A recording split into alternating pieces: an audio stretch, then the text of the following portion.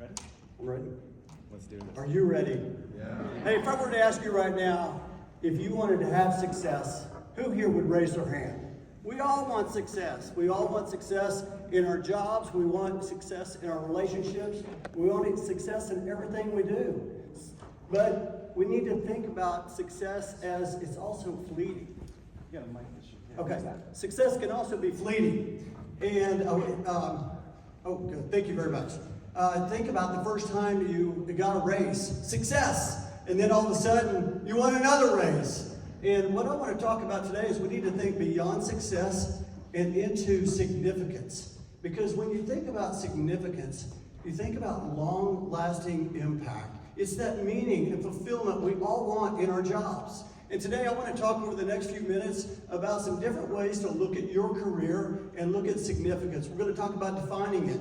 We're going to talk about discovering it. We're going to talk about how do we measure it and how do we live it. So how do you define success? I want to encourage you today to write down that definition. Success is about achievement, but significance is about real impact, how you're helping others.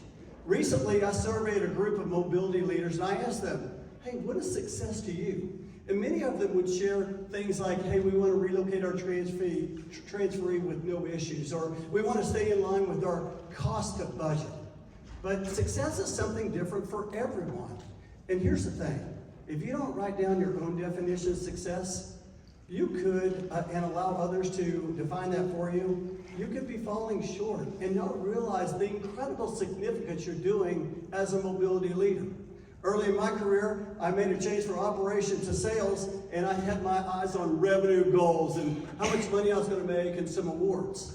And then one day I got a phone call from a friend, and he told me his banker needed to relocate his mom. And so I talked to his banker, and she needed to relocate from assisted living center. And so I thought, wow, this is really significant. And so immediately I jumped into action. I did the survey. I helped with coordination. All she needed to move was a bed and a couple of boxes. I didn't make much money, but it felt different. I was really helping someone. And that just all of a sudden gave me a different mindset. So think about that. How do you define success? And then how do we discover it? Like, do you know what you're known for?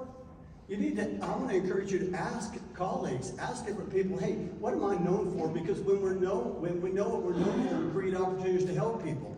Early in my career, I'm known for being a relocation consultant. And then I started writing a newsletter and a blog, and I turned it into a book, and then I started speaking, and today I host a podcast. The thing about it is, it all starts with desire. We have to have the desire to want to help others. And I love what Mark Twain says. The secret of getting ahead is getting started. So you can start where you are now. Find out what you're known for. How about measuring it? I mean, significance. How do you measure that? It's like a dotted line, isn't it? It's hard to measure. But one great way to measure significance is through feedback. You get that note from someone that says, hey, thank you. Or you get that call. Early on in my career, I was asked to give a presentation to a real estate group. And at the end of the conference, I was curious what people thought. You know, people were saying, hey, thank you, good job. And then there's just one lady in the back of the room that came up and said, today, you gave me hope. I was like, that's a big word. What's that all about? Her husband, he had just got cancer. And she had put her dreams on the shelf. And then he passed away, and she thought her career was over. And she said, today I'm taking those dreams off the shelf, and I'm going to do something with that. Feedback is a great way to measure it. And then how do we live it? When I talk to mobility professionals in the survey about how do they live it, live in significance, they talk about having empathy and connecting with different transferees. And I was thinking back about a time whenever I went to help a family move, and they had a young boy. His name was Joe. He was 5 years old, and his dad was a pitcher. And as soon as the survey was over, I went back to the office, I grabbed the coloring book, and I FedExed it to him in the mail. And his dad just called me the next day and told me how much he loved it. Here's my point. The policy didn't tell me to go get a coloring book. We got to think outside the policy. How can we do the little things to live in significance? So here's the question I want to leave with you today. Write this down. How do you want to be remembered?